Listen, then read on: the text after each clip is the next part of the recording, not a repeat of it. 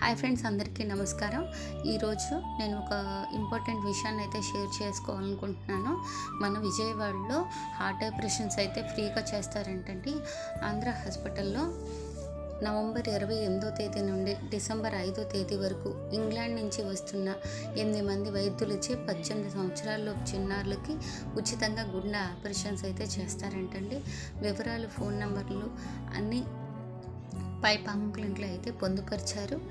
కావలసిన వారు ఈ అవకాశం సద్వినియోగం చేసుకోగలరు. మరింత మందికి షేర్ చేయవలసిందిగా కోరుతున్నాను.